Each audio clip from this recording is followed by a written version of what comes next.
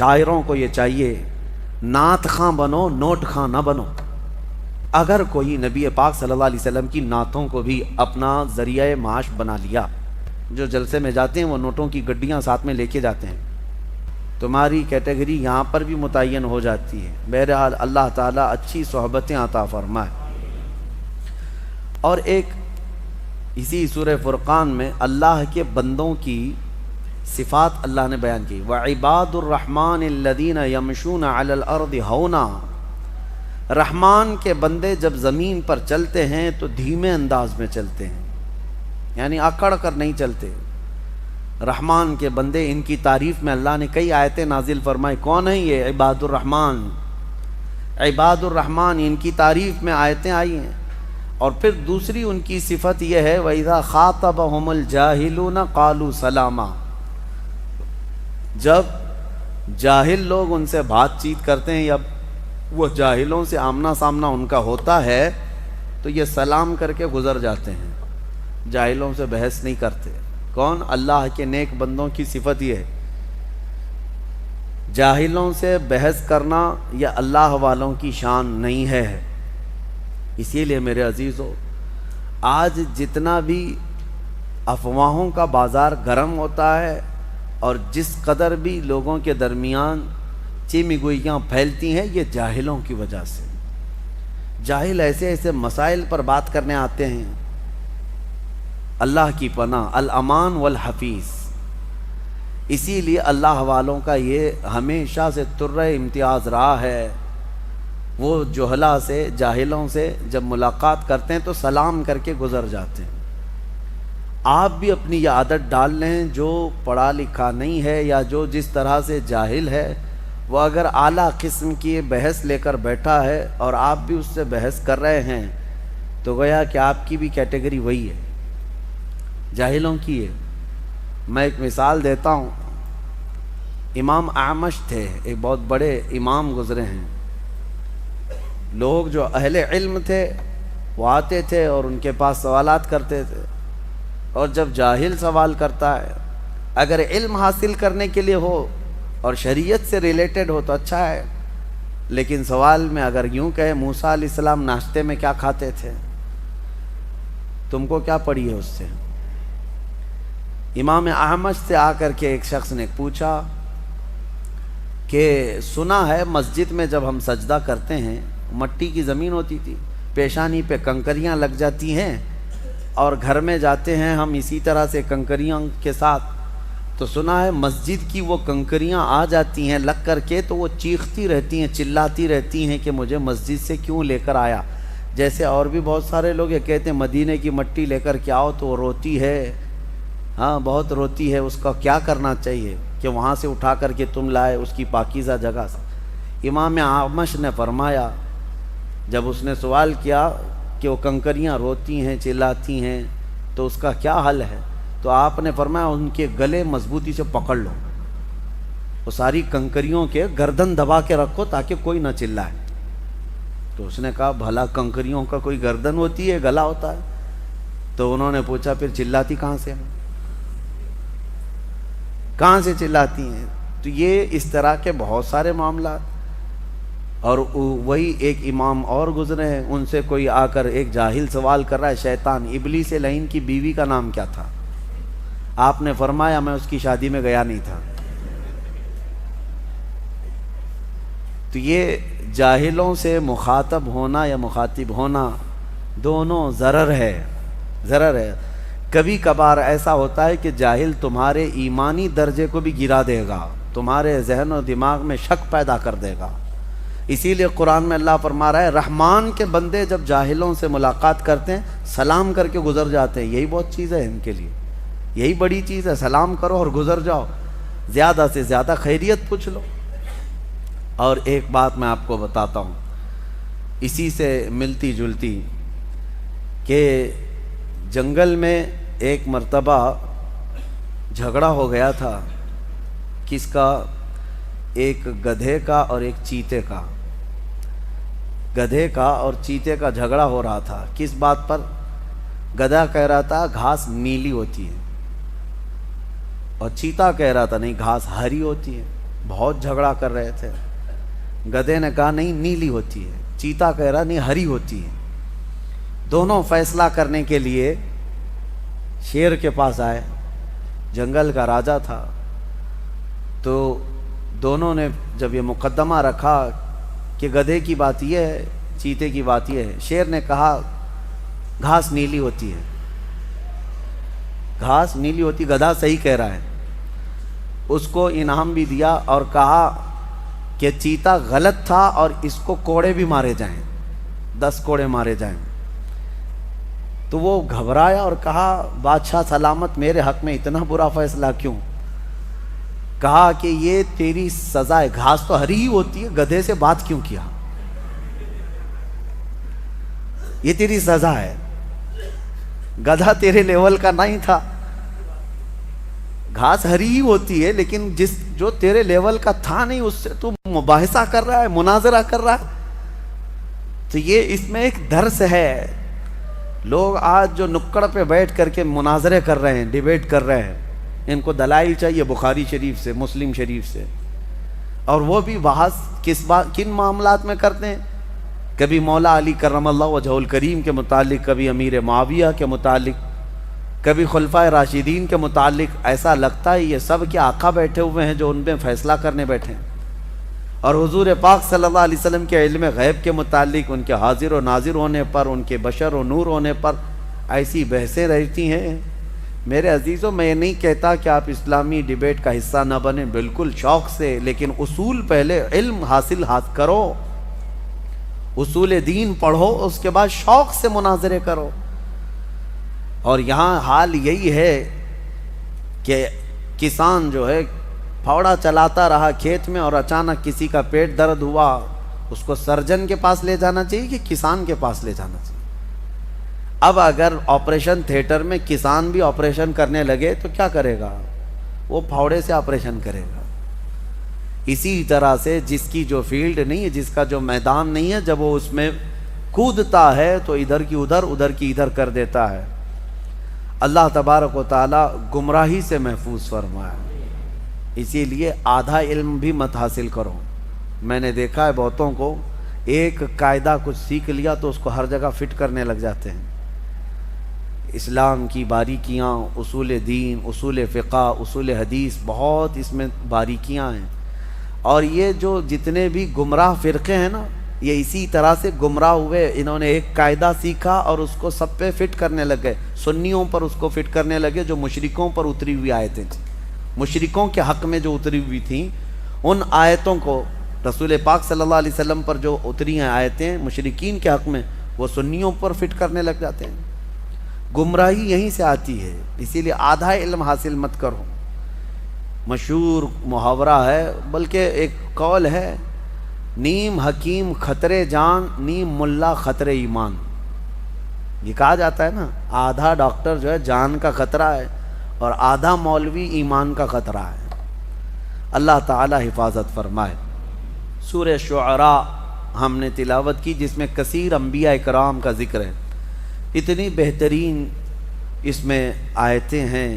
اللہ تبارک و تعالیٰ نے انبیاء کرام علیہ السلام کے احوال اس طرح بیان کیے, پڑھنے میں لطف بھی آتا ہے, پڑھنے میں بڑا مزہ آتا ہے. ہر نبی کا ایک قول اللہ نے اس میں بیان فرمایا. نوح علیہ السلام 950 سال تبلیغ کرتے رہے. لوط علیہ السلام اپنی قوم کو ڈراتے رہے. حضرت صالح علیہ السلام اپنی قوم میں اللہ کی بڑائی بولتے رہے. حضرت شعیب علیہ السلام, ان سب نبیوں کا ایک قول یہ ہے, وہ اپنی قوموں سے یہ کہتے تھے, ان اجری وما اسألکم علیہ من اجر ان اجری الا علی رب العالمین. اے لوگوں, میں جو کچھ تمہیں سکھا رہا ہوں اس پر میں تم سے کوئی اجرت نہیں مانگتا, میرا اجر تو رب العالمین کے پاس ہے. یہ انبیاء کرام کا قول تھا. اللہ تعالی ہمیں انہی کے نقش قدم پر چلا ہے. میں آپ سے یہی کہتا ہوں کہ ہم جو کچھ بھی یہاں خدمت کر رہے ہیں, نہ مسجد سے ہم اس کی کوئی اجرت کا مطالبہ کرتے ہیں, اور نہ ہی لوگوں سے مجھے کوئی توقع ہے, نہ ہی ہم نے کوئی مطالبہ رکھا ہے. اللہ تعالیٰ ان انبیاء کی سنت پر ہمیں زندہ رکھے. ہم جو کچھ بھی دین کا کام کر رہے ہیں, مولا ہمارا اجر قیامت میں عطا فرمائے. ہاں اگر طے کر لیا آدمی، مانگ لیا، مطالبہ کیا، تو گویا کہ اس نے اپنی اجرت مانگ لیا اور دنیا میں برابر ہو گیا، اور مطالبہ نہیں کیا ہے تو انبیاء کی نیابت میں کام کر رہا ہے، وہ نبیوں اور رسولوں کی نیابت میں کام کر رہا ہے۔ شعراء جو ہے یہ لفظ ایک آیت کی وجہ سے پورے سورے کا نام ہی شعراء ہو گیا۔ شعراء، شاعر کی جمع شعراء، جو شاعر ہوتے ہیں نا، شعر و شاعری کرنے والے، ان کے بارے میں قرآن کیا کہتا ہے؟ شاعر لوگوں کے بارے میں، وَالشُّعَرَاءُ يَتَّبِعُهُمُ الْغَاوُونَ۔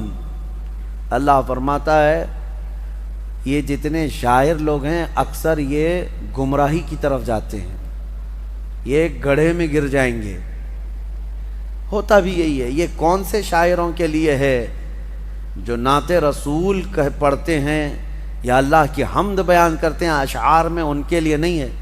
فضول شاعری جو کرتے ہیں، دنیاوی لغویات، محبوبہ کا حسن بیان کر رہے ہیں، معشوقہ کے جلوے بتا رہے ہیں، یہ وہ شاعر ہیں جن کے بارے میں قرآن کہہ رہا ہے کہ یہ سب کے سب گمراہی کے گڑھے میں گرنے والے ہیں، سب کے سب گمراہی میں جائیں گے۔ ہاں لوگ اس کو آج ایک پروفیشن سمجھتے ہیں، شاعر بننا، کوی۔ اگرچہ پوئٹری جو ہے لوگوں کے دل بہلانے کے لیے ہوتی ہے، اور جو دل بہلانے کے لیے یہ سب چیزیں ہوتی ہیں انہی شاعروں کے بارے۔ ہاں اگر کوئی فکر کے لیے، اصلاح کے لیے اور تمہارے ذہن کو ابھارنے کے لیے شعر کہتا ہے، جیسے جنگوں میں صحابہ کرام رجزیہ اشعار پڑھتے تھے کہ جب وہ اشعار پڑھتے تو لوگوں میں جوش آتا تھا اور جہاد میں آگے بڑھتے تھے، تو ان شاعروں کی مذمت نہیں آئی۔ حضور پاک کی تعریف بیان کرنے والے جو شعر ہیں، اس سے تمہارے دلوں میں حضور کی محبت پیدا ہوتی ہے۔ کیا اعلیٰ حضرت کے اشعار پڑھتے ہی ہمیں اللہ کے نبی کا حسن نہیں یاد آتا؟ محبت میں جھوم جاتے ہیں۔ جو بھی عاشقان رسول کے اشعار ہیں وہ پڑھ سکتے ہیں، ان کی مذمت نہیں آئی۔ اللہ کی حمد میں جو شعر بیان کیے گئے اس کی مذمت نہیں ہے۔ اولیاء امت کے متعلق جو اشعار ہیں، اسلام کی فضیلت میں، قرآن کی فضیلت میں، یا دینی معاملات علماء کی فضیلت میں جو اشعار ہیں، ان کی مذمت نہیں ہے۔ صرف مذمت ان دنیاوی شاعروں کی ہے جو صرف دنیا کمانا چاہتے ہیں۔ یہاں رک کر کے میں ایک تھوڑی سی بات یہ بھی عرض کر دوں میرے عزیزو، اگر کوئی نبی پاک صلی اللہ علیہ وسلم کی نعتوں کو بھی اپنا ذریعہ معاش بنا لیا، یعنی اس کو ایک ایسا دھندا بنا لیا اور جہاں پڑھتا ہے اس کی طلب یہی رہ جاتی ہے کہ مجھ پر نوٹوں کی برسات ہو، تو وہ نعت نہیں پڑھ رہا ہے اور نہ ہی اس کو کوئی اجر ہے، وہ کسی اجر کے لیے نہیں کر رہا ہے، وہ اپنی اجرت وہیں پر حاصل کر رہا ہے جو دنیاوی کاموں میں مشغول ہے۔ اور ایسے پڑھنے والوں سے کبھی عشق رسول بھی نہیں مل پائے گا، کبھی نہیں مل پائے گا۔ اب ہم نے دیکھا ہے ہمارے اس ملک میں بہت سارے شعراء کا حال، تو اللہ کی پناہ، وہ سٹیج ہلا دیتے ہیں، توڑ دیتے ہیں، اور جتنے پیسوں کی برسات آتی جائے اور ان کے بعد جوش بڑھتا چلا جاتا ہے، حال طاری ہوتا ہے۔ اور لوگوں میں بھی ایسا رواج پیدا کر دیا گیا ہے، جو جلسے میں جاتے ہیں وہ نوٹوں کی گڈیاں ساتھ میں لے کے جاتے ہیں۔ پہلے کا ایک رواج تھا، ایک دور تھا کہ جو نبی پاک صلی اللہ علیہ وسلم کی شان بیان کر رہا ہے اس کو نظر پیش کی جاتی تھی، ہدیہ پیش کیا جاتا تھا، ٹھیک ہے، لیکن یہ آج پورا کا پورا یہ دکھاوا ہو گیا اور ایک کھیل تماشا ہونے لگ گیا۔ اور ایک حیرت کی بات میں بتاؤں آپ کو، حیرت کی بات، میں بیٹھا بھی ہوں ایک محفل میں، حضور پاک صلی اللہ علیہ وسلم کی نعت پڑھتا رہا شاعر کافی دیر تک، ماحول ٹھنڈا رہا، نوٹ آ نہیں رہے تھے، ہم بھی بیٹھے ہوئے تھے، ایک پیر صاحب بھی تھے اس مجمع میں، شاعر نے جو ہے ڈائیورٹ کر لیا اپنے رخ کو، اور وہاں سے پیر صاحب کی شان میں اب اشعار پڑھنے لگا، او جوش، ماحول گرم ہو گیا، لوگوں کے نوٹ نکلنے لگ گئے اور اس پر برسانے لگ گئے۔ کس طرح کا مجمع بنایا گیا ہے میرے عزیزو، اس حبیب رب العالمین کی شان میں نعت پڑھنے پر سناٹا ہے، جس کی تعریف میں قرآن رطب اللسان ہے، جس کی تعریف میں تمام کائنات کی اشیاء رطب اللسان ہیں، اس نبی رحمت کی تعریف میں تمہارے کانوں میں سناٹا ہے؟ اور ایک پیر کے متعلق جیسی ہی کہہ دیا گیا جوش آ گیا۔ یہ شخصیت پرستی کا جو رواج شروع ہوا، اس سے بچا جائے، اس سے بچا جائے۔ میں اس کے سخت مخالف ہوں۔ بات ہو تو رسول رحمت کی بات ہو، مصطفیٰ کریم صلی اللہ علیہ وسلم کی بات ہو۔ میں نے کبھی یہ اپنے لیے پسند نہیں کیا کہ میرے شان میں یا میرے لیے کوئی بڑے القاب یا بڑے اشعار پڑھے جائیں، کبھی نہیں۔ اللہ گواہ ہے اس بات کا۔ ہماری خواہش صرف اتنی ہوتی ہے، ہمارا اپنا نام کس کی وجہ سے ہے؟ وہ رحمت دو عالم صلی اللہ علیہ وسلم کی وجہ سے ہے۔ اگر نبی پاک صلی اللہ علیہ وسلم کی نسبت ہمارے ساتھ نہ ہو تو ہم تو ایک مردہ لاش ہیں، ہماری اپنی کوئی حیثیت نہیں۔ شاعروں کو یہ چاہیے نعت خواں بنو، نوٹ خواں نہ بنو۔ نعت خواں اس کی بڑی فضیلت ہے، اس کی قبر بھی ہمیشہ خوشبوؤں سے مہکتی رہتی ہے۔ جو نعت رسول پڑھنے والا ہے دنیا سے جاتا ہے، اس کی قبر جو ہے خوشبو سے بھر دی جاتی ہے۔ اور جس نے صرف دنیا کی طلب رکھی، پھر اس نے نعتوں کو ایک ذریعہ بنایا اور بیچتا رہا۔ آج بہت سارے ایسے معاملات ہیں۔ ایک شاعر کو یہی میں نے کافی سال پہلے، 10 سال پہلے، 10-12 سال ہو گئے ہوں گے، بہت پیسے دے کر کے لوگ بلائے تھے، میں بھی تھا جلسے میں۔ نماز کا وقت ہوا، ہم نماز کے لیے کھڑے ہو گئے، لیکن وہ پان کھاتے ہوئے باہر بھاگ گئے، نماز نہیں پڑھی۔ پھر صبح کی بھی نماز نہیں، عشاء کی بھی نماز نہیں۔ مجھے بہت اس چیز سے نفرت ہوتی ہے کہ نماز کے لیے ذرا برابر بھی سستی نہ کی جائے، کاہلی نہ کی جائے، چاہے وہ کوئی بھی ہو، معاف نہیں ہے اس کے لیے، پیر ہو کوئی بھی ہو۔ دوسرے دن وہ جلسے والوں سے میری بات ہو رہی تھی، تو میں نے پوچھا ایسا کیسے ہے؟ رات کو تو اتنا چہک چہک کر کے نعت پڑھ رہے تھے، ایسا کہہ رہے تھے ابھی مدینے کی گلیوں میں لے کر چلیں گے، تصور مدینہ فلاں فلاں فلاں، اور نبی پاک صلی اللہ علیہ وسلم کے حکم کے مطابق یہ نماز سے غافل ہے یہ بندہ۔ تو جا کر کے کسی نے کہا بھی کہ شاعر صاحب آپ نماز نہیں پڑھ رہے ہیں۔ وہ اس پر اطراح کر کے وہ اور گھمنڈ سے کہتا ہے دو میں سے ایک کام کرا لو، جلسہ کرا لو یا تو نماز پڑھا لو۔ نعوذ باللہ من ذالک۔ یہ ایک بات پھیلی ہوئی ہے، مشہور بھی ہے۔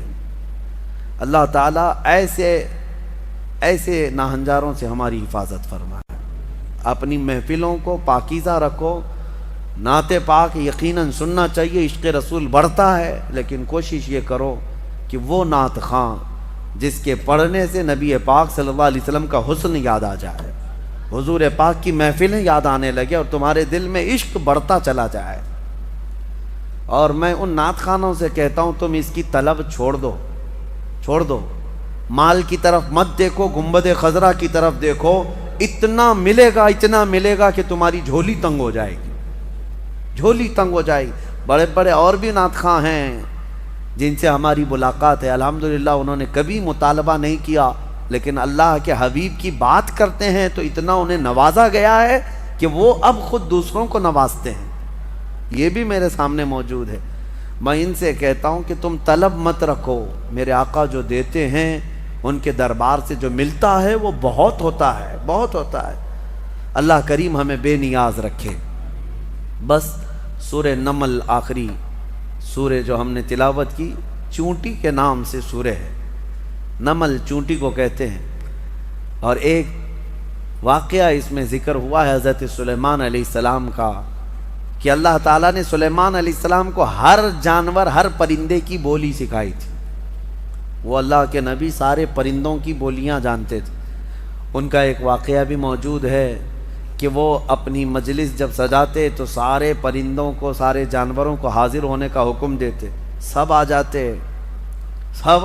ایک مرتبہ سب کو حاضر ہونے کا حکم دیا، جنات بھی، انسان بھی، پرند بھی، چرند بھی، جانور بھی، سارے پوری محفل کو دیکھتے ہیں۔ سلیمان علیہ السلام نظر ڈالتے ہیں اور کہتے ہیں اس میں ایک پرندہ غائب ہے جس کا نام ہدہد ہے، کہاں ہے یہ؟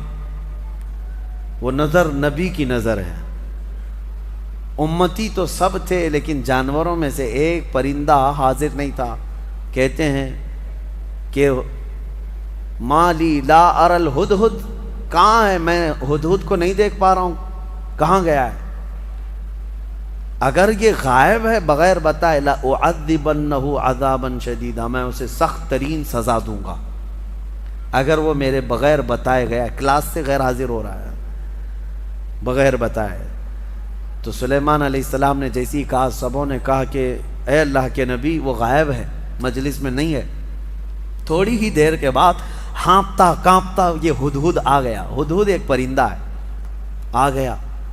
کہا اے اللہ کے نبی معذرت، مجھے معاف کریں، میں اڑتے اڑتے ایک ایسے وطن میں گیا تھا جہاں میں نے ایک عورت کو دیکھا کہ وہ بادشاہ بنی ہوئی ہے لوگوں کی اور وہ حکومت کر رہی ہے، اور اس کا حال یہ وجدتھا وقومھا یسجدون للشمس، اس کی پوری قوم جو ہے سورج کی عبادت کر رہے ہیں. پرندہ تعجب کر رہا ہے لوگوں پر، پرندہ تعجب کر رہا ہے، سورج کی پوجا کرنے والوں کو میں دیکھ کر کے آیا. وہ پرندہ ہمارے ملک میں آتا تو کتنا تعجب کرتا، کیا کیا پوجا کر رہے ہیں. وہ پرندہ یہ سبا بلقیس ملکہ تھی، یہ رہنے والی تھی یمن کی، اور حضرت سلیمان علیہ السلام فلسطین میں ہیں. اور یہ پرندہ یمن سے اڑ کر کے آیا اور کہا میں ایک ایسی عورت کو دیکھا جو حکومت کر رہی ہے اور اس کی ساری قوم سورج کی عبادت کر رہی ہے. ان کو عقل نہیں ہے اے اللہ کے نبی، اور شیطان نے ان کے اعمال سجا کر کے دے دیے ہیں ان کو اور بہکا کر کے رکھا ہے، کیا بتایا جائے، سب گمراہ ہیں. تو سلیمان علیہ السلام نے کہا ٹھیک ہے، تیرا عذر قابل قبول ہے کہ تو ایک ایسی خبر لے کر کے آیا ہے، کیونکہ سلیمان علیہ السلام کی حکومت تقریباً پوری دنیا پر قائم تھی ان کے دور میں. تو اب جب ان کی رعایا میں اس طرح کی بات پائی جا رہی ہے، یا کوئی دور دراز کوئی عورت حکومت کر رہی ہے چند لوگوں پر، اور یہ پرندہ خبر لے کر کے آیا، تو حضرت سلیمان علیہ السلام نے کہا ٹھیک ہے جا، میں تیرے ہی ہاتھ اسے پیغام بھیجتا ہوں.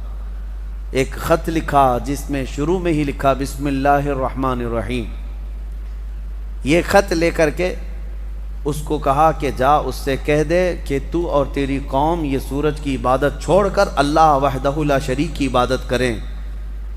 تو یہ خط جب گیا تو یہ ہدہد جا کر کے وہ ملکہ سبا بلقیس کے پاس خط چھوڑ دیا. بلقیس نے خط اٹھا کر پڑھا اور پھر ڈر گئی کہ سلیمان کی طرف، وہ بادشاہ تھے اس وقت کے، سلیمان علیہ السلام کی طرف سے خط آیا ہے. اپنے درباریوں کو بلایا، کہا کیا کروں، مشورہ دو. سبوں نے کہا ہم طاقتور ہیں، بہت لڑیں گے، دیکھا جائے گا سلیمان علیہ السلام کی فوج اگر آتی ہے تو ہم لڑیں گے، ماریں گے. بلقیس نے کہا نہیں، لڑائیوں میں نقصان کے علاوہ کچھ نہیں ہوتا، شہر کے شہر تباہ ہو جاتے ہیں. اگر وہ اپنی فوج لے کر ہمارے علاقے میں آئے تو سب مر جائیں گے، شہر بھی برباد ہوگا. ایک کام کرتی ہوں، اکثر بادشاہ ٹیکس کے لیے یہ سب کرتے ہیں، یعنی جیسے یہاں پر بھی ہوتا تھا کہ علاقے فتح کرتے تھے اور اس علاقے کا جو نواب ہوتا یا راجہ ہوتا اگر وہ ٹیکس دینے لگ جائے تو چھوڑ دیا جاتا. تو بلقیس کہتی ہے کہ دیکھتے ہیں بڑے بڑے ہدیے تحفے اور مال دے کر سلیمان علیہ السلام کو بھیج دیں گے کہ سال میں ہم لوگ اتنا دیتے رہیں گے، ہمیں چھوڑ دیجیے. کہا سب لوگوں نے یہ مشورہ پسند کیا اور پھر بہت سارے تحفے اور ہدایہ لے کر کے لوگ سلیمان علیہ السلام کے پاس آئے اور پیش کیا یہ ہماری ملکہ بلقیس کی طرف سے ہدیہ ہے، آپ کے لیے قبول فرمائیں. سلیمان علیہ السلام نے دیکھا اور کہا اتمدوننی بمال فما آتانی اللہ خیر مما آتاکم، تم یہ ہلکے مال سے مجھے لبھانے آئے ہو، تمہارے پاس جو ہے اس سے کئی گنا زیادہ بہتر اللہ نے مجھے عطا فرمایا، لے جاؤ اس کو، واپس لے جاؤ. اور ہم آ رہے ہیں ایک ایسی فوج لے کر جس کا نہ تم نے پہلے کبھی سنا تھا اور نہ کبھی قیامت تک سن سکو گے، ایسی فوج لے کر اب ہم آ رہے ہیں. سلیمان علیہ الصلوۃ والتسلیم نے کہہ کر کے بھیجا جاؤ، اگر تمہاری ملکہ سبا بلقیس آ جاتی ہے تو ٹھیک ہے، ورنہ ہم فوج لے کر کے آئیں. انہوں نے کہا ہم پیغام لے کر جاتے ہیں. اور جا کر کے کہا لوگوں نے کہ انہوں نے تو مال کا ایک قطرہ بھی نہیں پکڑا، ایک سکہ بھی نہیں لیا، واپس کر دیے. بلقیس نے کہا تب تو پھر وہ کچھ اور چاہتے ہیں۔ اس کا ایک تخت تھا جس پر وہ بیٹھتی، اس کے متعلق ہے کہ وہ سونے اور چاندی سے جڑا ہوا، 80 گز لمبا، 40 گز چوڑا، بہت بھاری، جو جواہرات سے جڑا ہوا، اور اس کو جہاں رکھا جاتا تھا 7 دروازے تھے، 7 پہرے دار تھے۔ وہ اپنے محل کے اندر اس تخت کو رکھتی اور اس پر بیٹھتی تھی۔ بلقیس ملکہ تھی۔ اب وہ اپنی فوج کے ساتھ یمن سے نکلی ہے، کہاں؟ فلسطین آنے کے لیے۔ سلیمان علیہ السلام کو خبر ہوئی تو اپنی مجلس سجاتے ہیں اور اس کے بعد پوچھتے ہیں کوئی ہے میری مجلس میں جو بلقیس کے آنے سے پہلے اس کا تخت یہاں لے کر کے آ جائے؟ قرآن میں ہے قال عفریت من الجن انا آتیک بہ قبل ان تقوم من مقامک، اے اللہ کے نبی میں لے کر کے آ جاؤں گا۔ کون کہہ رہا ہے؟ ایک جن۔ عفریت من الجن کا مطلب ایک سرکش جن تھا، بہت بھاری دیو تھا، بڑا جن۔ وہ کہتا ہے کہ میں وہ تخت لے کر کے آ جاؤں گا۔ کب تک؟ کہتا ہے آپ کی مجلس ختم ہونے سے پہلے لے کے آؤں گا۔ جنات کی بڑی طاقت ہوتی ہے، اسی لیے بہت سارے بابا لوگ جنات کو قبضے میں کرنے کی کوشش کرتے ہیں۔ ہاں، کیا کیا عمل کر کر کے موکل حاصل کرنے کے لیے کوشش کرتے ہیں، اور یہ موکل ہوتے کیا ہے میں آپ کو بتاؤں۔ بیچاروں کو یہ خود کو نہیں پتا ان کی خود کی طاقت کتنی ہے۔ ان سے خود سے جنات بھاگ رہے ہوتے ہیں ڈر کے، آپ سے بھی ڈر کے بھاگتے ہیں جنات، آپ کو پتہ نہیں۔ اور حیرت کی بات یہ ہے کہ تم خود ان سے ڈرے ہوئے بیٹھے ہو، پتہ نہیں کہاں سے جن آ جائے، جن تم سے ڈر رہا ہے، پتہ نہیں انسان کیا کر لے گا، تمہاری طاقت زیادہ ہے۔ تو جن نے جب یہ کہا کہ آپ کی مجلس ختم ہونے سے پہلے میں لے کے آؤں گا، سلیمان علیہ السلام نے کہا اس سے بھی جلدی کوئی لا سکتا ہے؟ قرآن میں ہے قال الذی عنده علم من الکتاب انا آتیک بہ قبل ان یرتد الیک طرفک۔ سلیمان علیہ السلام کی امتیوں میں سے ایک انسان جو اس وقت کے ولی تھے، حضرت آصف بن برخیہ، کھڑے ہوئے، کہا اے اللہ کے نبی میں لے کے آؤں گا۔ کہا کب تک لاؤ گے؟ کہا آپ کی پلک جھپکنے سے پہلے لاؤں گا، آپ کی پلک جھپکنے سے پہلے میں لاؤں گا۔ یہ قرآن کے الفاظ میں بتا رہا ہوں۔ فلما رآہ مستقرا عنده، ابھی سلیمان علیہ السلام بات کمپلیٹ کر رہے تھے، سلیمان علیہ السلام نے گھوم کر کے دیکھا تو وہ تخت لا چکے تھے۔ جا کر کے تھوڑا سا میپ میں چیک کر کے دیکھ لینا فلسطین سے یمن کا ڈسٹینس کتنا ہے، یمن اور فلسطین میں کتنے کلومیٹر کا فاصلہ ہے۔ اور یہ اس زمانے کی بات کر رہا ہوں جب کوئی بھی تیز رفتار راکٹ وغیرہ تو چھوڑو، ایک بس بھی نہیں تھی، ایک کار بھی نہیں تھی۔ اس وقت کوئی سواریاں اگر تھیں تو صرف اونٹ اور گھوڑے تھے، اس کے علاوہ کوئی نہیں، انٹرنیٹ نہیں تھا، موبائل نہیں، اور نہ ہی فاسٹ۔ میاں میں یہ نہیں کہہ رہا کہ ای میل آیا، میں یہ کہہ رہا ہوں پورا تخت آیا، پورا تخت آیا، فزیکلی پکڑ کے دیکھ سکتے ہو، یہ نہیں ہے کہ صرف اس کی تصویر آئی تھی۔ اب میں آپ کو بتاؤں سلیمان علیہ السلام نے جب یہ دیکھا تو کیا کہتے ہیں جانتے ہیں؟ اچھا ایک بات میں آپ کو بتا رہا ہوں، سلیمان علیہ السلام کون ہے؟ اللہ کے نبی ہیں، اور تخت جو لائے وہ کون ہے؟ اللہ کے ولی ہیں۔ نبی نہیں تھے، وہ ولی تھے۔ سلیمان علیہ السلام خود بھی تو لا سکتے تھے، ارے وہ جنات سے پوچھ رہے ہیں اور اپنے امتیوں سے پوچھ رہے ہیں، سلیمان علیہ السلام خود بھی تو لا سکتے تھے۔ یہ عقل کے اندھوں کو اس میں درس ہے جو نبی کی طاقت پر سوال کرتے ہیں۔ سلیمان علیہ السلام لا ضرور سکتے تھے، لیکن یہ چھوٹا کام ان کے ذہن نہیں دیتا تھا، ان کے امت کا ایک چھوٹا آدمی بھی یہ کام کر سکتا تھا۔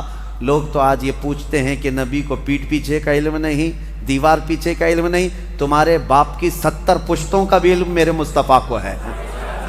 نبی پاک صلی اللہ تعالیٰ علیہ وسلم کو ہر شے کا علم اللہ نے عطا کیا ہے، اور طاقت و قوت کا عالم بھی یہی ہے۔ جب ان کے گدا بھر دیتے ہیں شاہان زمانہ کی جھولی، محتاج کا جب یہ عالم ہے تو پھر مختار کا عالم کیا ہوگا؟ محتاج کا جب یہ عالم ہے تو مختار کا عالم کیا ہوگا؟ اور وہ نبی نہیں تھے، ولی تھے، تخت لائے۔ سلیمان علیہ السلام نے اس بات پر کیا کہا؟ ھذا من فضل ربی، یہ نہیں کہا دیکھو میری طاقت کتنی ہے، کہا یہ جو کچھ بھی ہوا یہ میرے رب کے فضل سے ہوا۔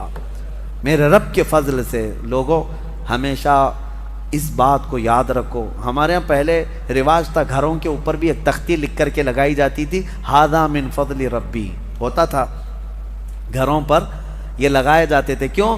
گھر میں نے بنایا ہے، محنت سے بنایا، کمایا ہے، چڑھایا ہے، دیواریں چھت ڈالی ہے، لیکن لاسٹ میں یہ جملہ لکھتے تھے یہ سب میری طرف سے نہیں، ھذا من فضل ربی، یہ میرے رب کے فضل سے ہے۔ یہ ہمیشہ مسلمانوں کو یاد رکھنا چاہیے۔ اب اس کے بعد ملکہ بلقیس پتہ نہیں کتنے دنوں کے بعد پہنچی، آئی دربار سلیمان میں۔ جب حاضر ہوئی تو حضرت سلیمان علیہ السلام نے کہا تھا نکروا لہا عرشہا، اس کے تخت کو جو ہے جگہ جگہ سے تھوڑا سا ڈیمیج کر کے رکھو، سوراخ کر کے رکھو، تخت اسی کا ہے بلقیس کا۔ جب وہ آئیں سلیمان علیہ السلام کے پاس تو سلیمان علیہ السلام اس کو تخت کے پاس لے گئے۔ اہاکذا عرشکی، تیرا تخت بھی ایسا ہی ہے جس پر تو بیٹھتی ہے، تیرا تخت بھی ایسا ہی ہے؟ وہ غور سے دیکھتی ہے، قالت کأنہ ہوا، ایسا ہی نہیں یہی ہے، یہ تخت ایسا ہی میرے تخت کی طرح نہیں، یہی ہے میرا تخت۔ اور اس کے بعد جب اس نے طاقت سلیمان کو دیکھا تو کہتی ہیں اسلمت مع سلیمان للہ رب العالمین، میں سلیمان علیہ السلام کے ساتھ رب العالمین اللہ پر ایمان لے آتی ہوں۔ اسلمت کا مطلب ہوتا ہے اسلام لائی، ملکہ بلقیس بھی اسلام لائی، ہاں صبا بلقیس بھی اسلام لائی، یہ لفظ ہے اسلمت۔ انشاءاللہ اس زمانے کی بھی کوئی وکٹوریا ہوگی وہ بھی اسلمت کہے گی۔